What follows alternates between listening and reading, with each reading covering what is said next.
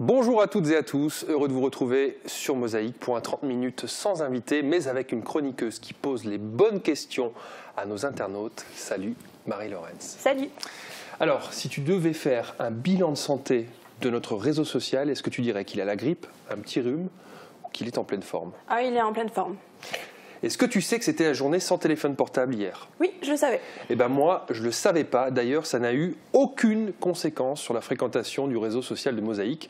C'est peut-être dommage, la présence permanente d'un téléphone portable dans nos mains ou dans celles de nos enfants nous empêche de nous ennuyer. Or, il semble que l'ennui soit bon pour nous. La ville de Sarreguemines en a fait sa thématique centrale dans le cadre du mois de l'enfant. On en reparle tout à l'heure dans un court reportage. Voici l'info en bref. La fin de l'heure d'été a-t-elle sonné en réponse aux initiatives et pétitions citoyennes qui pointent les impacts sur la santé? Les parlementaires ont demandé à la Commission européenne de lancer une évaluation complète du système actuel et, si nécessaire, de présenter une proposition pour la réviser. Opération Brioche de l'amitié, les effets extraordinaires de la générosité. À Sarreguemines, l'association familiale d'aide aux enfants inadaptés construit 10 appartements pour personnes vieillissantes souffrant de handicap mental et des locaux réservés aux services d'accompagnement médicalisé. Le coût de ce chantier s'élève à 1,5 million d'euros financé par la vente des brioches de l'amitié.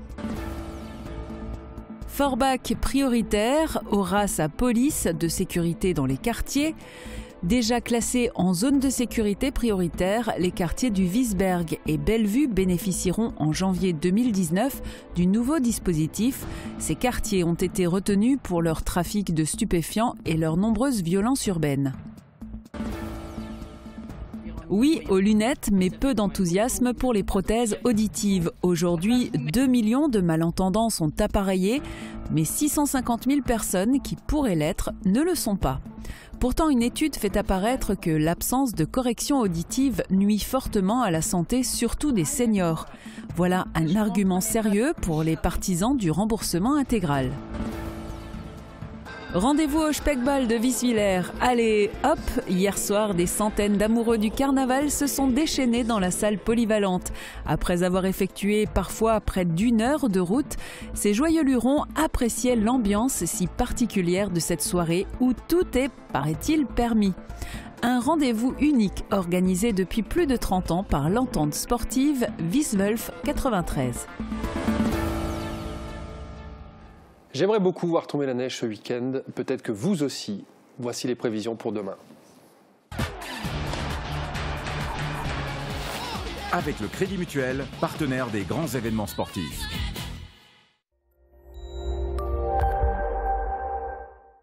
Bonjour tout le monde, pour demain on conserve un ciel très nuageux tout au long de la journée et nous pouvons encore voir voltiger quelques flocons sans conséquence. En revanche, des petites gelées doivent nous inciter à la prudence sur les routes en début de matinée. Les températures évoluent entre -1 et 1 degré au réveil et 2 à 4 degrés l'après-midi. Pour dimanche, les températures se radoucissent et les précipitations sous forme de neige et de bruine seront plus nombreuses. Demain, nous sommes le samedi 10 février, nous fêtons les Héloïses. Le soleil nous accompagnera de 7h46 à 17h45. Je vous souhaite à tous une excellente journée et un très beau week-end sur Mosaïque.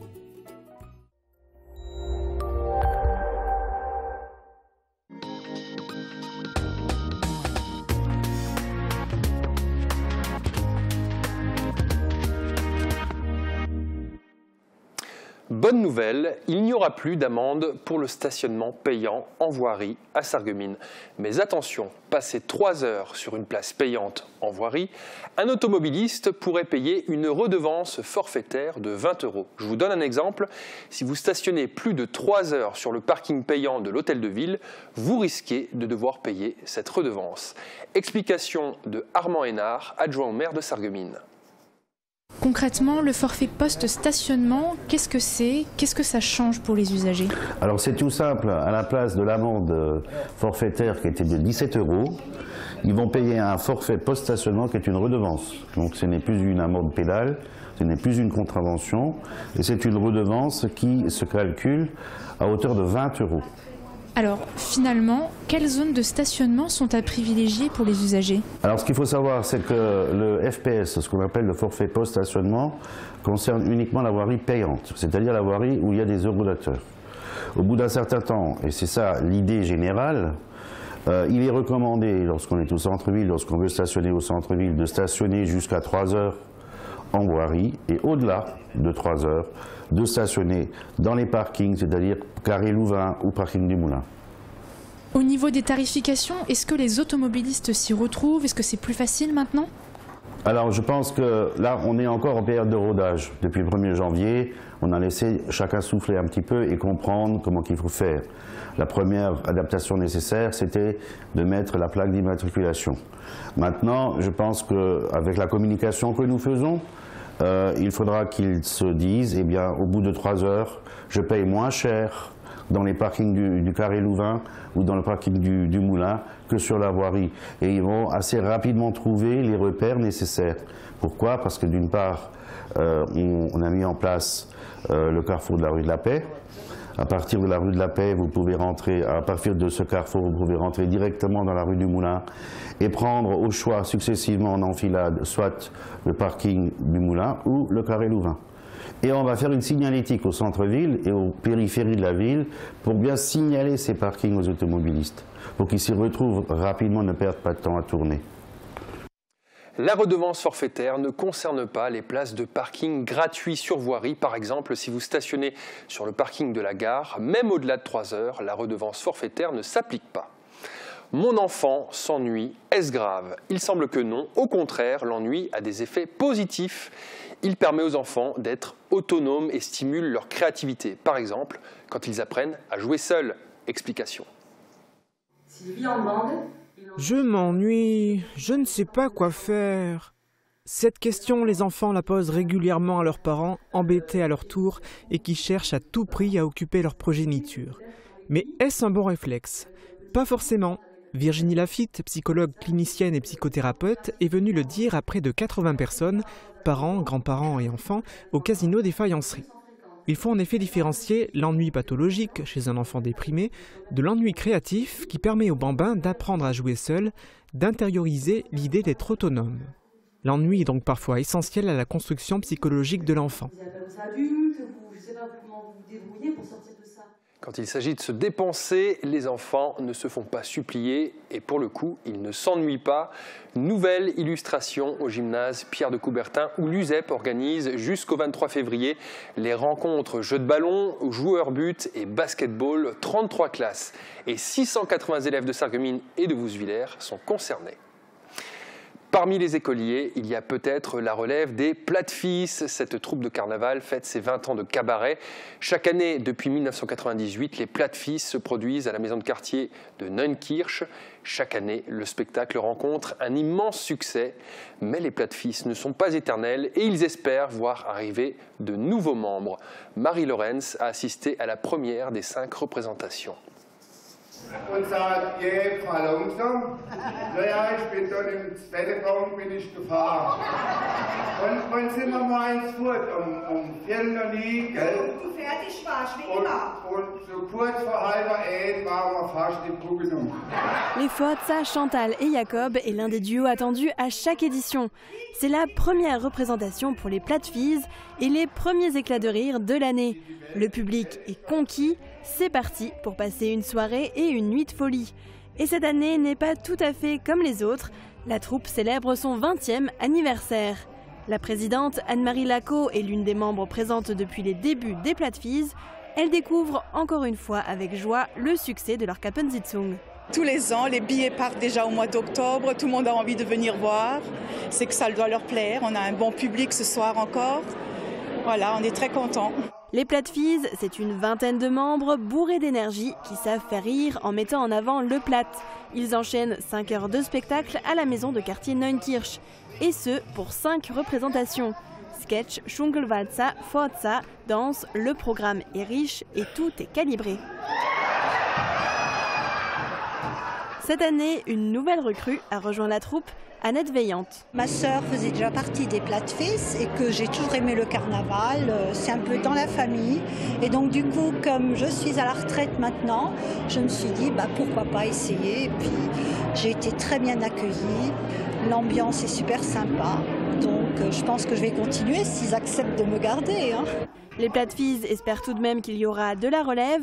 Des nouveaux membres sont difficiles à trouver, notamment des jeunes qui parlent le plate.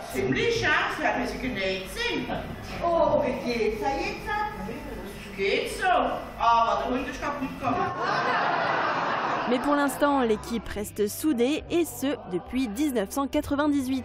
La première passée, les plates-filles attendent impatiemment les prochaines dates de leur Kappensitzung. J'espère que les 4 autres sont comme ce soir, avec le même public, la même ambiance. Très bien.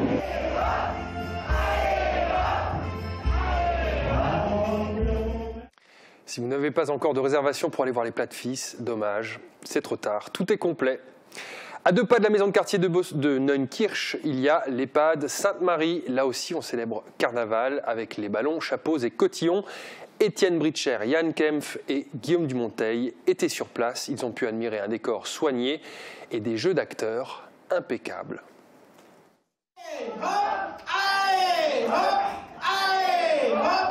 À la maison de retraite Sainte-Marie, on fête aussi carnaval.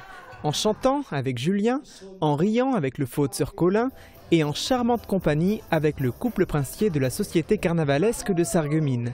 Mais à l'EHPAD, les résidents ont aussi leurs princesses et princes carnaval avec Liliane et Armand.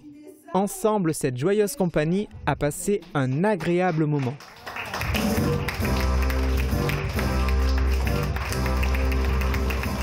Le carnaval, ce n'est pas encore fini. Hier, c'était le carnaval des femmes. Ça n'a pas échappé à notre plate-bande. On retrouve la belle équipe tout à l'heure, mais d'abord une page pub suivie de la question Facebook et d'un sujet très intéressant, les prix de l'essence à la pompe en France et en Allemagne.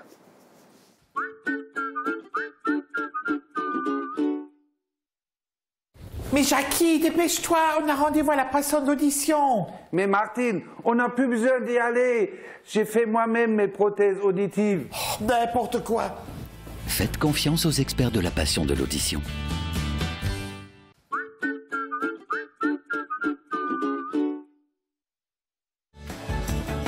L'esprit de la fête de carnaval se vit avec Mosaïque. Dimanche 11 février, dans les rues de Putelange. Ne manquez pas le départ en immersion dans la cavalcade et l'enregistrement d'une émission consacrée à la fête dès 14h30. Et pour vous faire patienter, Mosaïque offre un maquillage aux enfants rue Wilson de 10h à midi et de 13h30 jusqu'à l'arrivée des chars. Pluie de confettis et ambiance de folie, on vous attend! Niché dans un écrin de verdure, au bord de l'autoroute à Hombart, l'hôtel Sweet & Smart vous accueille pour 50 € la nuit. Sweet & Smart soutient à fond le SFC. Fort de ses 70 agences et de ses 6000 intérimaires par jour, DLSI soutient le SFC en championnat. DLSI, l'énergie de vos emplois et de vos footballeurs.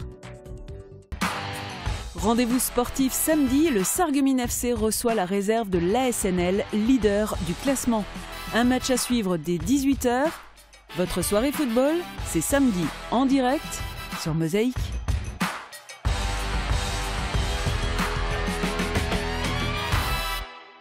Et on enchaîne avec la question Facebook.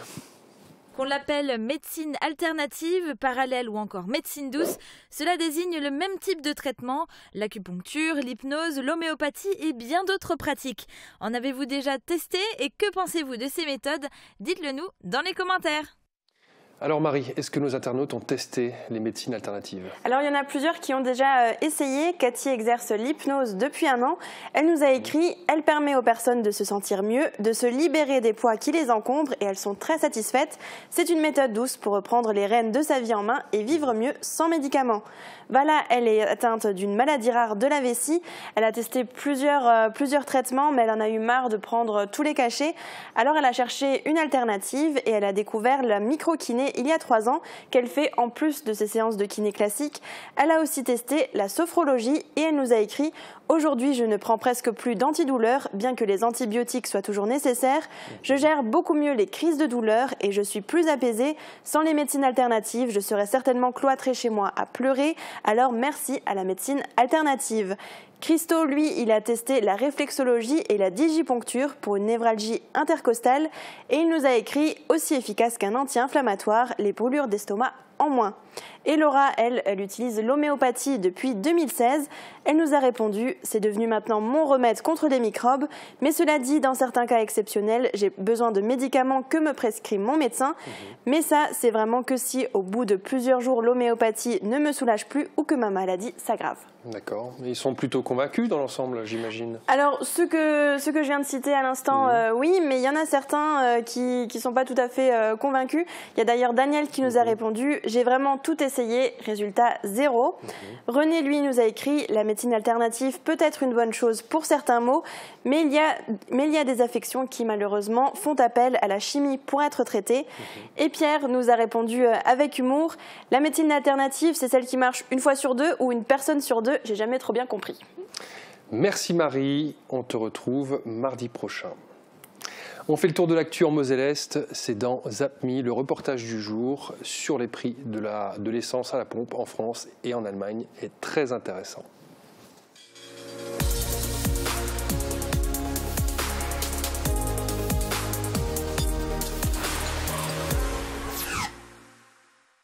Un bilan contrasté de la délinquance dans le département en 2017. La hausse des violences sexuelles est édifiante avec 30% d'augmentation en 2017, liée sans doute à l'affaire Weinstein. Les résultats de la sécurité routière font état de 52 morts, soit 5 de plus qu'en 2016. Le nombre d'accidents est en baisse avec 484 accidents contre 504 en 2016. Le puissant syndicat IG Metall obtient un accord. 1 mois de conflits sociaux aura suffi pour que le patronat cède. 4,3% d'augmentation des salaires et cette mesure sociale qui permettra aux volontaires de s'occuper de leurs enfants ou de leurs parents âgés. La semaine de 28 heures pendant 2 ans devient une option qui devrait être accordée avec une garantie de retour dans l'emploi. Malaise chez Litch à Sarralbe. Sur les 400 salariés, quelques 80 employés ont débrayé hier pendant 1 heure à l'appel du syndicat CFE-CGC. Le déclencheur de ce mouvement, c'est une prime d'intéressement 4 fois moins élevée qu'en 2017. Les salariés réclament aussi des moyens humains et matériels plus importants. Stabilité du nombre de demandeurs au Resto du Cœur. Contrairement aux années passées, le nombre de personnes accueillies est resté stable. 801 personnes exactement perçoivent l'aide alimentaire chaque mardi et les vendredis après-midi pour les familles avec bébé. Ce nombre de demandeurs peut encore augmenter. Les inscriptions se poursuivent. 16 classes fermées dans la circonscription de Sarreguemines. Le comité technique spécial départemental a confirmé hier les craintes. Une douche froide et un constat, il y a clairement moins d'enfants à scolariser dans les communes du secteur. La seule ouverture est à Rimelin. Les rues de Sarreguemines vibraient au Allez Hop. La traditionnelle cavalcade a joliment coloré et animé le centre-ville. Les chars originaux, les déguisements toujours plus recherchés et la bonne humeur communicative des carnavaliers ont séduit de nombreux spectateurs, dont toujours une grande part d'enfants.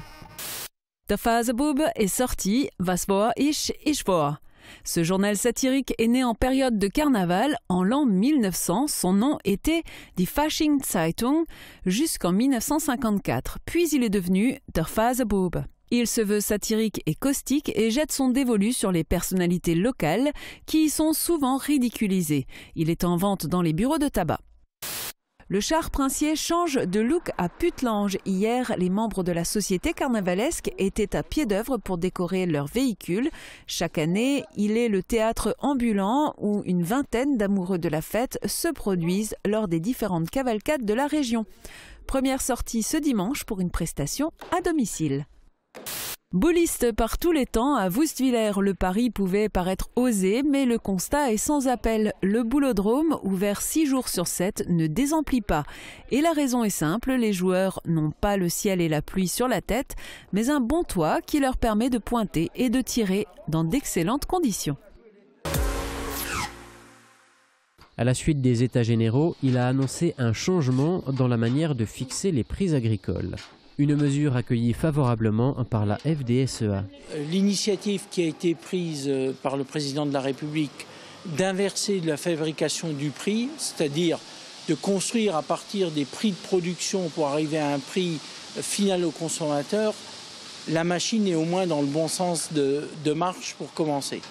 Une douzaine de personnes, des futurs candidats mais aussi des parents dans le cadre de la conduite accompagnée, assistent à ce cours théorique d'une durée de 2 heures.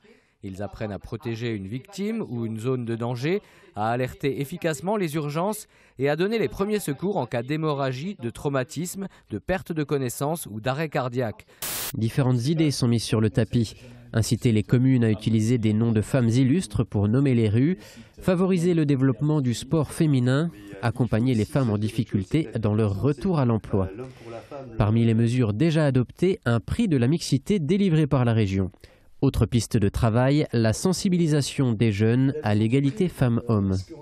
Des écoliers, des collégiens ou des lycéens qui préparent leurs examens, mais aussi de nombreux réfugiés qui souhaitent acquérir les rudiments de la langue française. Les cours sont ouverts à tous, quel que soit l'âge ou le niveau. La maîtrise du français permettra à Madaher, venu de Syrie, ou Noura, d'Algérie, de s'intégrer, mais aussi par la suite de trouver une formation ou un travail. L'association n'est pas habilitée à délivrer un diplôme, mais une attestation de niveau de compétence en langue en se basant sur les critères européens. Dans chaque équipe, 3 joueurs déficients intellectuels sont associés à 2 joueurs valides. L'épanouissement par le sport, mais aussi la création de liens sociaux ou la lutte contre les discriminations, tels sont les objectifs multiples du football unifié. En fait, c'est pour sensibiliser l'handicap aux personnes et pour montrer qu'on est tous égaux et pour voir les difficultés que les handicapés affrontent tous les jours.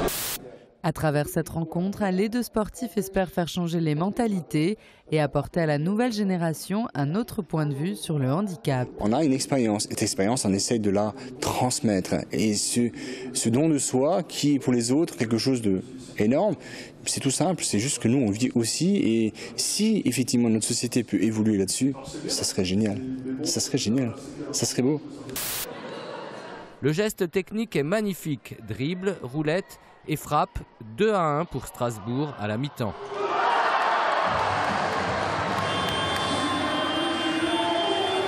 En fin de match, Strasbourg ajoute un 3e but et s'impose sur le score de 3-1. Les jeunes Strasbourgeois, comme leur entraîneur, peuvent être fiers, ils conservent leur titre.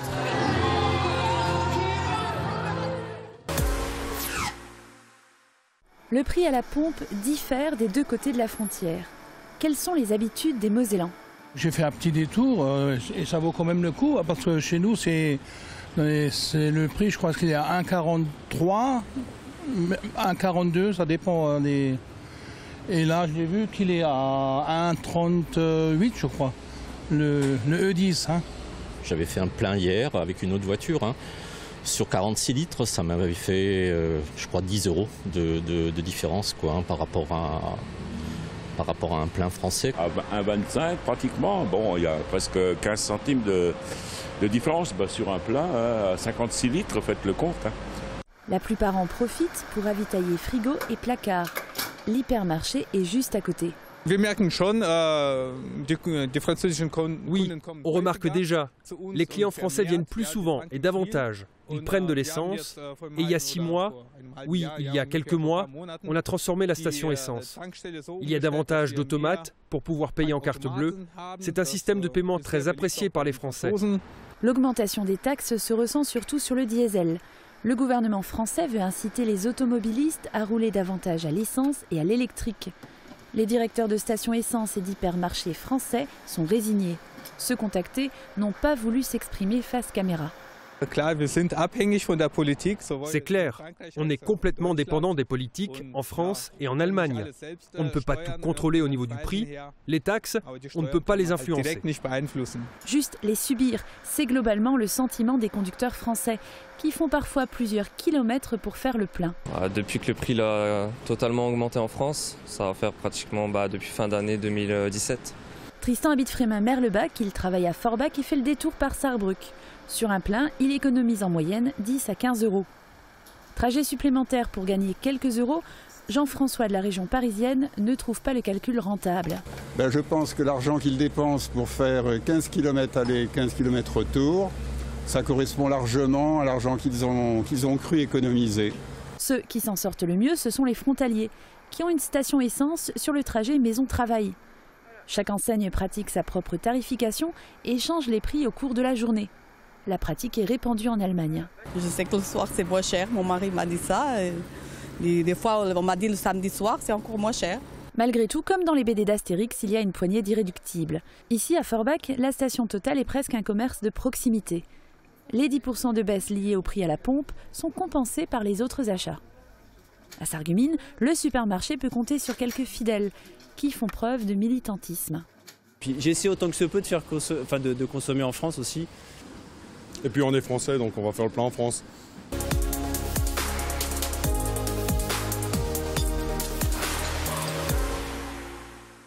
Faire le plein d'essence en France, par principe, parce qu'on est français, si on va au bout de cette logique, on ne part plus en vacances à l'étranger, on ne fait plus la fête chez nos voisins sarrois. Ce serait sans doute bien dommage. D'autant qu'hier soir à Sarrebruck, c'était le carnaval des femmes. Celui qui ne fait pas de quartier pour les cravates. Notre joyeuse plate-bande a perpétué la tradition. Je vous laisse en leur compagnie. Excellente fin de programme et bonne journée à tous.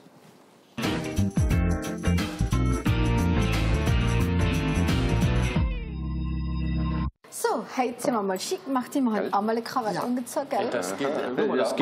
Die Frau hat eine gute, schöne Krawatte, kann nichts sagen. Ne? Das war mal Hexmode in den 70er Jahren, wo die Frauen all kurze Haare gehabt haben und Krawatte angezogen haben, wie die Mylène Farmer und so, gell? À la garçon, glaube ich, heißt das. Ja, à la garçon. À la masculine, aber es geht echt wirklich gut. Aber prima. wisst ihr, was ihr zwei heute gehen wir auf den Schlips? Ich gehe nicht auf den Schlips, weil ich nur mal da. Ich gehe nicht auf den Schlips. Hast du Papier? Ja. Wissen Sie, heutzutage ist es ja sowieso nach Mode. Krawatte noch nicht mehr ganz so viel, aber Lavalière kommt jetzt wieder. Lavalière. Ja. Das wissen Sie, das sind die großen Schlipse da. Die, Lavalière. Lavalière heißt das. Wissen Sie überhaupt, wo die Krawatte herkommt? Nee. Von den Römern, bestimmt die Römer. 30-jährige Krieg. War ja Krieg. Aber da kommen die Kroaten an. Und die Kroaten haben so Militärkostüm. Und da haben sie so eine Art Schlips. So Ding da. Und das haben die Leute so schick gefunden. Also gesagt, dann machen wir tun uns an wie die Kroaten. Und das hat er nicht gemacht. Das war noch die Krawatte. Die Krawatte ist die Kroate. Aber Martin, du hast da eine Theorie gell, für die Krawatte. Für was haben da die Männer Krawatte an? Die Männer haben schon eine Krawatte. Ich finde, ein Mann mit einer Krawatte ist doch sehr schick. Gell? Aber weißt du was, als die meisten Männer eine Krawatte als angezogen haben? Nee. Aber es ist eigentlich seit das Servo an. Ja, die Richtung vom Servo, ja. Ja, man sagt es so, gell? Ja. Aber man will ja immer den Equilibrium haben, Sebastian. Und ich habe da gesucht, Witze über Krawatte. Und da waren nur Besen über Frauen. Zum Beispiel, Frauen sind wie Krawatte. Man wählt sie aus mit schlechter Beleuchtung. Und nur hat man sie ein Leben lang am Hals. Aber es sind doch manche Berufe, wo eine Krawatte obligatorisch ist. Geh mal auf die Bank. Hast du schon eine Banker gesehen ohne Krawatte? Nee. Und natürlich die ganzen Politiker heutzutage, die hohen Politiker, würde ich sagen, da in Paris. Haben sie sogar so. Die haben auch eine Krawatte. Also manche sollen jetzt, es ist mir cool, wenn man keine Krawatte haben, aber ich meine, eine Krawatte, das ist schon schick und das tut ein bisschen, nicht Prestige anbringen, aber das tut ein bisschen so la Valeur ajoutée bringen. Also Martin, früher haben wir immer da keine Krawatte verschenken wie die Männer, Bonbonniere oder Blumen. Hast du keine aussuchen mit dem Hemd? Da hat es schöne Krawatte gegeben, ne? Ich habe keine assortiert und der Du hast ja jetzt eine ganz schöne, sogar mit Strass, gell? Ja, das ist eine chinesische Krawatte, Sebastian, die kommt von Winter. Ja, ich habe schon gesehen, ganz moderne, gell? Martin, da trägst du drauf und was passiert? Das ist die Krawatte Humoristik, ja, da trägst du alles drauf, dann lacht die Krawatte oder macht Musik, gell? Oder macht Musik. Da war auch einer in der Wüste, im Sahara. Mit einer Krawatte? Nee, er hat keine Krawatte gehabt, leider. Aber er war ganz verdurcht, er hat kein Wasser mehr gehabt. Und dann hat er so einen Händler getroffen, so einen Marchand ambulant. Und dann gesagt, verkauf, ich kann ein bisschen Wasser von mir verkaufen. Dann sagt der Händler, nee, ich verkaufe nur eine Krawatte. Und dann geht er wieder, ist alles kein Wasser und alles verdurcht. trefft er wieder so Händler oder oh, kann ich hier mir ein klein bisschen Wasser verkaufen? Nee, Monsieur, ich verkaufe nur Krawatte in der Wüste, ja. Und dann geht er wieder, aber ganz verdurst. Und ich habe immer gesehen, so ein kleines Hotel. Oh, da kann ich jetzt hin, geht er direkt an die Bar. Oh, kann ich ein bisschen Wasser kriegen, Monsieur le Barmann? Und dann sagt der Barmann, ah nee, Monsieur, ich kann nicht nichts gehen. Da in dem Hotel muss man unbedingt eine Krawatte haben, vor reinzukommen. Voilà. Das ist wahr. Muss immer eine Krawatte im Sack haben. Ja. Früher war das wirklich so, und man kann im Laufe vom Abend sehen, wie viel Uhr es ist. Ja. Die Männer sind angekommen mit der Krawatte schön riecht, dann haben sie es ein bisschen aufgemacht und am Ende vom Tag haben sie es ausgezogen. Also das auf jeden Fall, oder gell? Um den Kopf, naja, so. Aber apropos richtig Uhrzeit, dass man Schluss machen, weil wir mussten auf der Uhr passen. Der Zug fährt mal ab. Ah ja. Ja, und früher, wo haben wir immer gelohnt für die Uhrzeitwiese? Am Bahnhof, da hat immer die Uhrzeit gestanden. Und das ist schon ein süßes Thema von der nächsten Woche, gell? Nächste Woche fährt der Zug ab.